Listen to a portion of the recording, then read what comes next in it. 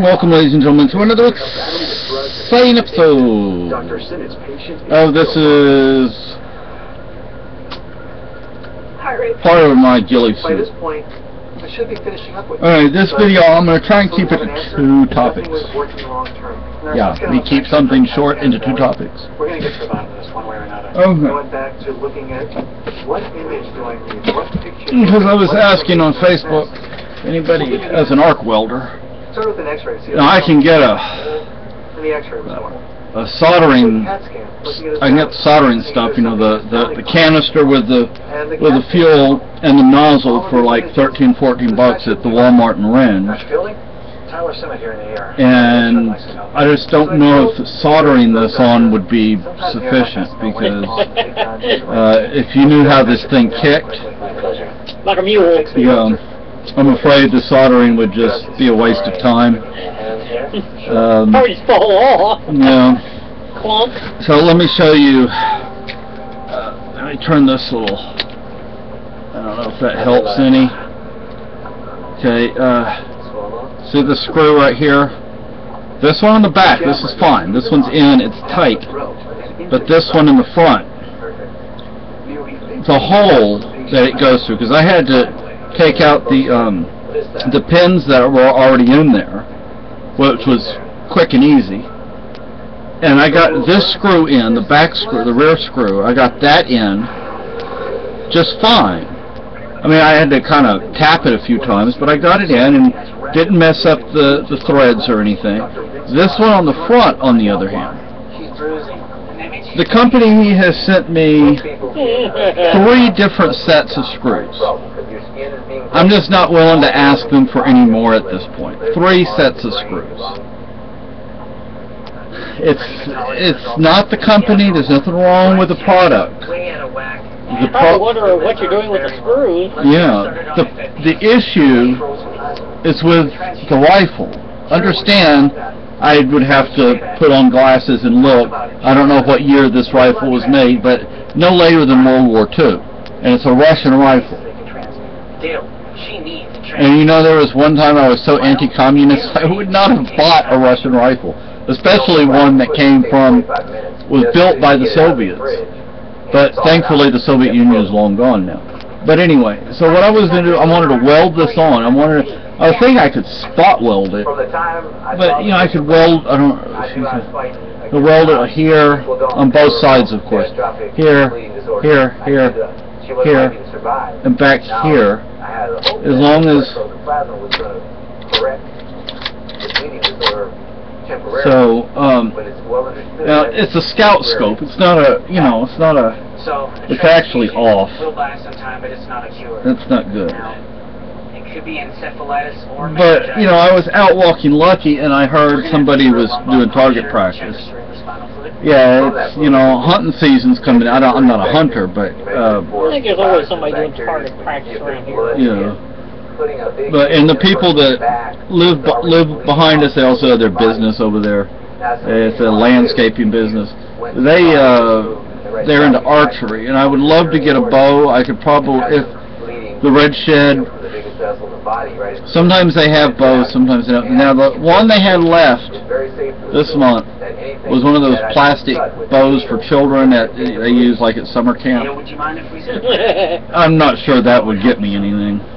You know, if we needed to eat and we had to use a bow, I'd be lucky if I could get a rabbit if I was standing a foot away from it. But this is the Mosin. The slingshot with that thing. Yeah, this is the Mosin Nagant, and it's a good rifle. Let me tell you something. It's a good rifle, and you can throw it up against a rock and not going to damage it. But I can tell the scope is, yeah, it's moving over to the right, yeah. But then again, I haven't sighted it in or anything. I need to, let me see if you can, I don't know if you can see this. See that?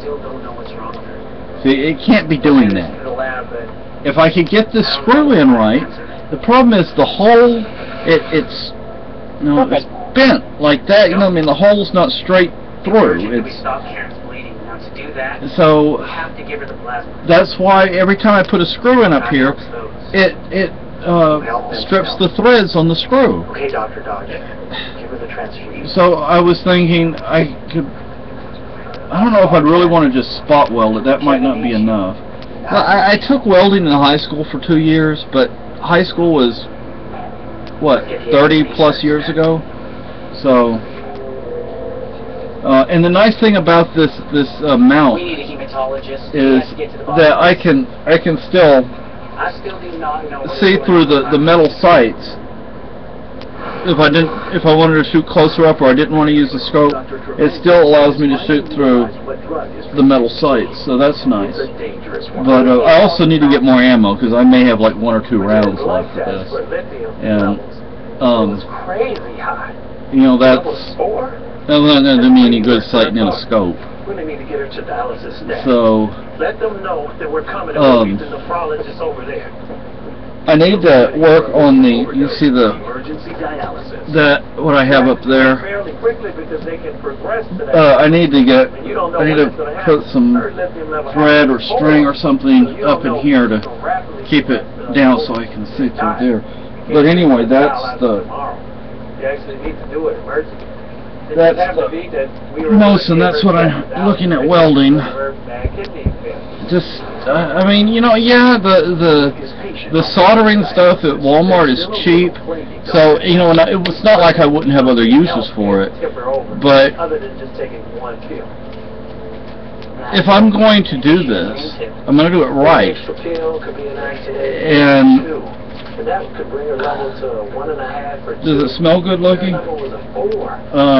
There's something wrong about this picture. So, anyway, so the other issue I wanted to talk about, snakes. Okay. So I lived on Okinawa for 5 years.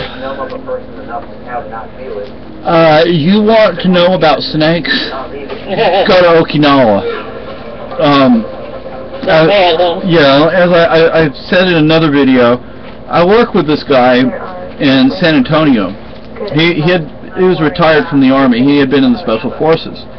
And he said once they did a layover on Okinawa, they were basically there overnight, and the next day they went wherever, he couldn't say where, and they were jumping, and while they were, you know, going down, snakes were coming out of their kit.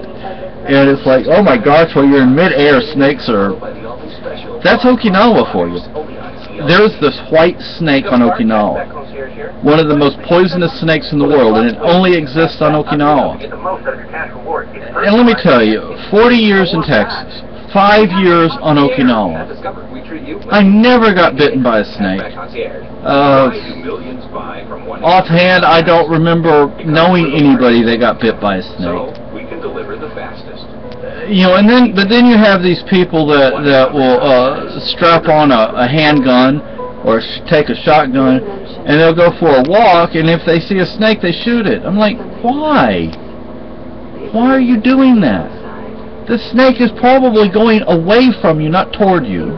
And if it is going toward you, it probably doesn't realize you're there. Now, my grandparents had a farm in outside Hempstead, Texas, and they had a chicken coop. Now, I understand her reasoning for doing what she did. She wasn't just going out in the woods or going out in the field or whatever and killing snakes. She wasn't doing that. She was after the snakes that were getting her eggs and her chickens. That was also the eggs. They weren't her eggs; they were the chickens' eggs. But so she would take plastic Easter eggs and put them in the coop, and a snake would come up, and you know, sometimes they get the real egg. And it's not like the other snakes are like, oh, look what happened to that snake, we better not go over there. That wasn't happening. I don't think snakes talk to each other about things like that. If they talk about anything. Anyway. You don't want to know about stuff like that. Hey, Charlie exploded. What happened? So, you know, my grandmother would put the plastic Easter eggs in. Now, I don't know about the modern plastic Easter eggs. They may be thinner. They might be possible for a snake to break them. But Even if they did, it would shred their insides, so it would still kill them. But yeah, would go out there and then you find snakes wrapped around fence posts, dead with a big bulge in them because they could not crush the egg and they could not, of course, digest it. You can't digest plastic. So but I understand why my grandmother did that, because she needed those eggs to eat. That was their food. Would I do something like that? Very doubtful. The only way I would do that, only reason I would do that, is if my wife and I had a coop and we had a problem with snakes getting in it. But before I even did that, I would try to find a better way to... I just get some of those marble eggs that they sell at the dollar store. No. Very far once you ate that. No. I would try to do something to exclude the snakes first. There's no point in just killing something just to kill it if there's something else you can do before that. Well, sometimes it's hard to find the crack that they're getting into. That's true, because they can really squeeze through some. Yeah. So. I mean, it may be a crack too. Yeah. Well, people like you and me may never be able to figure out where they're coming in. You might have to have the cat to figure it out, In Okinawa, they had mongoose snake fights. They didn't have cat snake fights, but they had mongoose snake fights.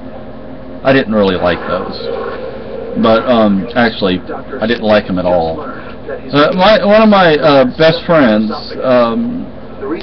in Houston, well, I didn't technically live in Houston. I lived in a small town that is now a part of Houston, but wasn't then. But he lived in a very nice part of Houston, and his name was Wesley Tibbet. He eventually killed himself, but he liked snakes. Your friend's got something stuck in his esophagus. I mean, to me, I wouldn't have a snake as a pet. That's the tube that takes food from sorry, it's not going to happen. And it looks like it might be. But Wes was, it was the 70s, and he was a wildcat, He was out there. It can rupture, he can die. I need your help. I miss the guy. He was a good guy. But anyway, on Okinawa, I remember down by the school, not my school, but it was the Okinawan school, when we lived off base. Some of the older kids, they would grab snakes by the tail, and twist them around like that, and throw them. And I was always scared that one was going to go whoop or whoop.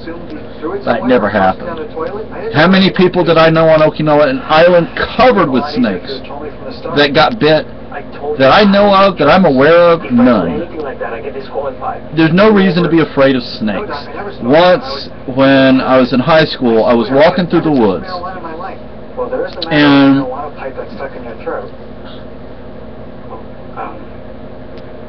anyway, a guy had swallowed a pipe. I